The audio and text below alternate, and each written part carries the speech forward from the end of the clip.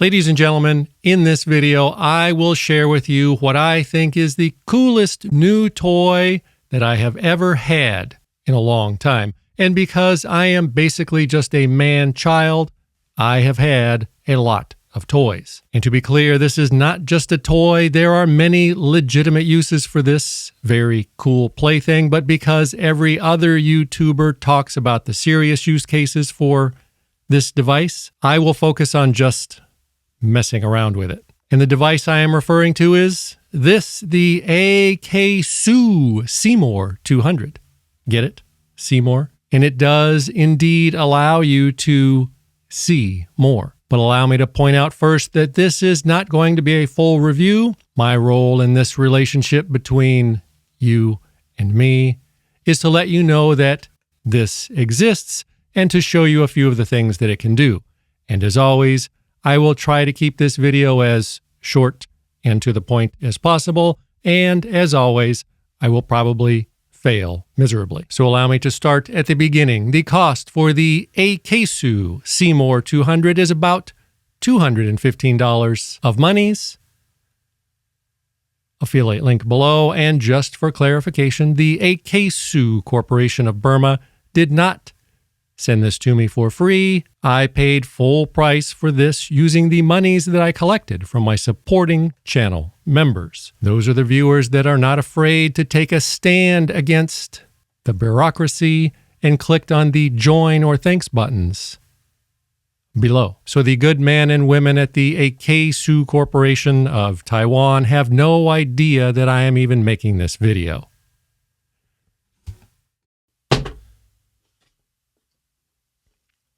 So when you purchase the Akaso Seemor 200, in the box, you will receive this very protective carry case. It holds everything and is very sturdy.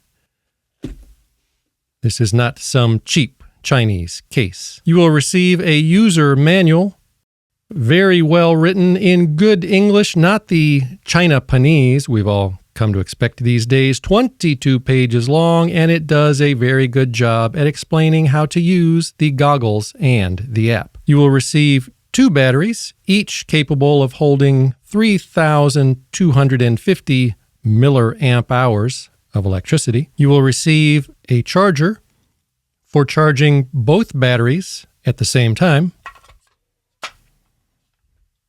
Thusly, you will receive this very handsome and stylish neck strap. You will receive this little cleaning cloth. You will receive this USB-A's to USB-C's charging cable.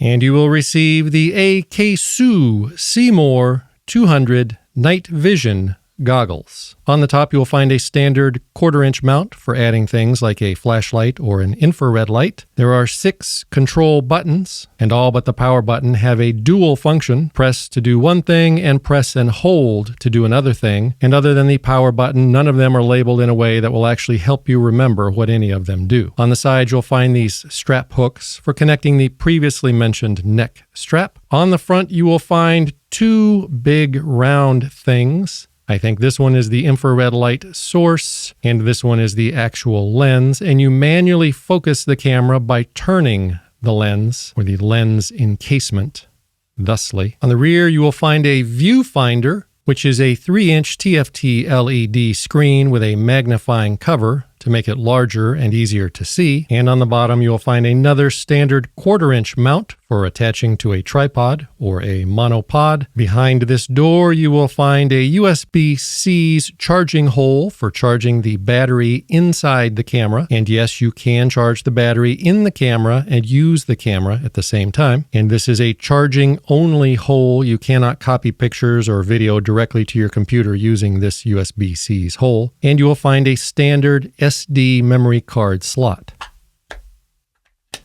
The box says that these are goggles, but let's be honest, this is a camera, a night vision camera. It can take both still photographs and 4K video, and it works both in bright daylight and total darkness. However, there is not much point to using it in bright daylight. I will now show you footage that I recorded just last night whilst I speak, so you can get an idea of the video quality. The box says that the camera has a 3,280-foot range in total darkness, but as you can see, the camera can see much further if there are other light sources, such as street lights or a bright moon to give it some light. The 3,280-foot range applies to the built-in infrared light.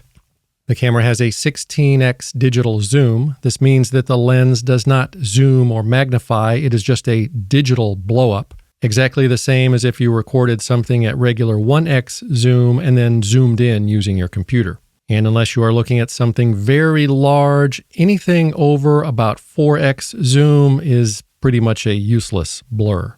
You can record and take photos using the goggles like a camera, or you can use the free app on your phone or iPad. But a phone and the app is not necessary to use these goggles or camera. You can do everything the old-fashioned way with no phone or app at all. One very important point, an SD card is not included when you purchase the Seemor 200. You will need a Class 10 or faster SD card if you plan to record video. For just photos, you could use a cheaper or slower SD card, and the camera only supports up to a 512 gigabyte SD card. And the SD card is optional. You can use the goggles just as a viewer to look at things in the dark with no SD card at all, but then you would not be able to record all the fun. It has an IPX5 waterproof rating, which means that you can use it in the rain or play with it in the bathtub. It is very lightweight and only weighs about 18 ounces, so your arms will not get tired whilst holding it. But if your arms do get tired like mine did, you can mount it on a tripod or a monopod, which you may want to do anyway because there is no built-in image stabilization. So when your arms get tired, the video might get shaky.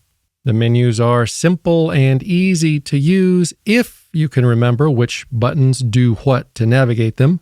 As mentioned previously, each button has two functions and they are not labeled very well or intuitively. Using the app, you can get a live view of what the goggles are looking at, and you can take pictures and record video through the app. This is your standard run-of-the-mill IR vision type camera, which means that it requires either some light, such as from the moon, or an infrared source to work.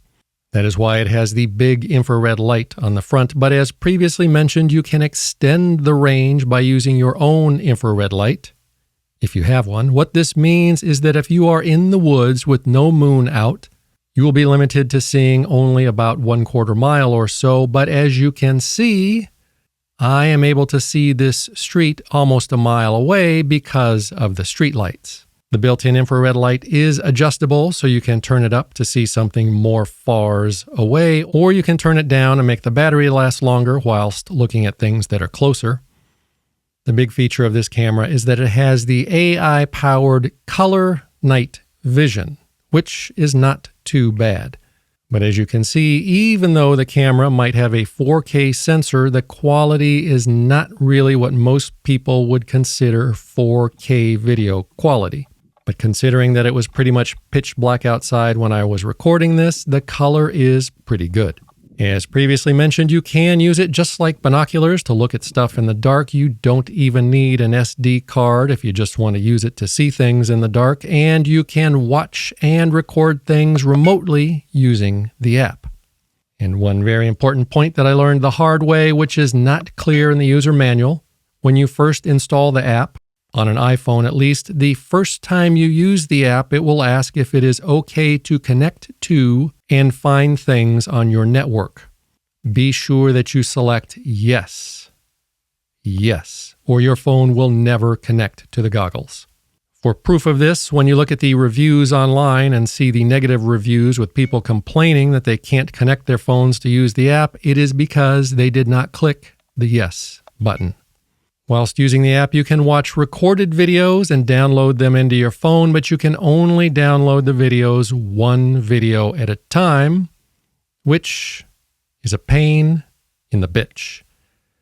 To get pictures or videos out of the goggles into your computer, it is much faster if you pop out the SD card and then drag and drop the videos into your computer, thusly. And the Akaso Corporation of Taiwan claims that the battery will last up to 8 hours, but the wording is unclear if that is 8 hours for one battery or the two batteries combined. I was playing with mine last night for about 2 hours with the screen turned on the entire time and the battery only dropped a couple of bars. Your bars will vary. As cool as this night vision camera is, and I do like it very much, it is not perfect. And there are a few small minor annoyances. Some of the on-screen prompts do not have perfect English, which I'm sure will trigger some people. The Wi-Fi does not stay enabled when you turn the device on, so if you want to use the app, you will always have to go into the menus and enable the Wi-Fi, which is a pain in the bitch. And as previously mentioned, the camera does not have any image stabilization. You will not really notice this when you're using it just as night vision binoculars to look at something, but for recording video, you will probably want a tripod or a monopod, or you will have to learn how to hold it still, which, based on watching other people's videos on YouTube, is apparently a big problem. And every time I turn mine on, the date and the time are wrong, and I have to set the date and time again in the menu. If I care about the date and time, most people probably won't care. I don't really care. These are all very minor annoyances that can probably be very easily addressed by a firmware or app update. So most of these things are probably not a deal breaker for most people. The only other thing that I did not like about it is that the neck strap somehow came off of these little hooks multiple times. So I cannot trust it. But other than those minor items, if you are looking for a good quality night vision camera that works pretty much as advertised, this might just be the night vision camera for you.